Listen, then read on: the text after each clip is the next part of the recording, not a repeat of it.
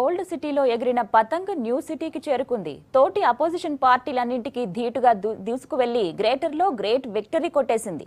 44 డివిజన్లను తన ఖాతాలో వేసుకుంది. ఊహించిన దానికంటే ఎక్కువ స్థానాలు ఖాతాలో పట్టడంతో మజ్లిస్ నేతలు సంబరాలు చేసుకుంటున్నారు. గ్రేటర్ ఎన్నికల్లో మజ్లిస్ పార్టీ సత్తా చాటింది.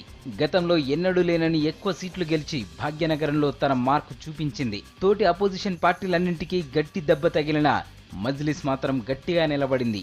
60 డివిజన్లలో ఎంఐఎం అభ్యర్థులు పోటీ చేయగా 44 డివిజన్లను తన ఖాతాలో వేసుకుంది. జీహెచ్ఎంసీలో సెకండ్ లార్జెస్ట్ పార్టీగా నిలిచింది. 1986లో 38 డివిజన్లు గెలుచుకున్న ఎంఐఎం మేయర్ పీఠాన్ని కైవసం చేసుకుంది. 2002లో 36, 2009లో 43 డివిజన్లు గెలుచుకున్న మజ్లిస్ ఈసారి అదనంగా మరో స్థానాన్ని తన ఖాతాలో వేసుకుంది.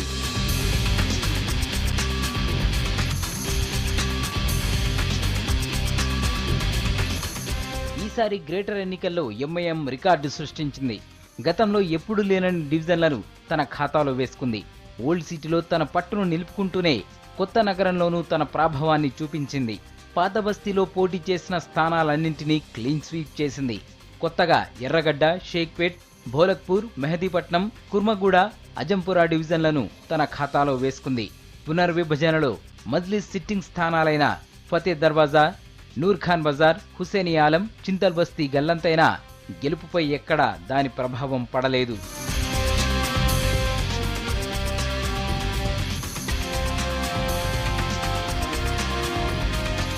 గ్రేటర్ ఎన్నికల్లో టెన్షన్ క్రియేట్ చేసిన పురాణాపూల్ డివిజన్లోనూ పతంగ్ రెపరెపలాడింది. ఈ డివిజన్ నుంచి కాంగ్రెస్ ముస్లిం అభ్యర్థిని బరిలోకి దించితే మజ్లిస్ మాత్రం హిందూ అభ్యర్థిని నిలబెట్టి మరీ గెలిపించుకుంది.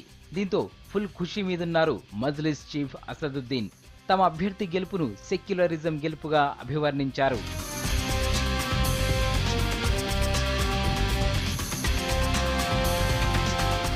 బల్దియాలో పతంగ్ జోరుతో ఎంఐఎం కార్యకర్తలు సంబరాల్లో మునిగి తేలుతున్నారు.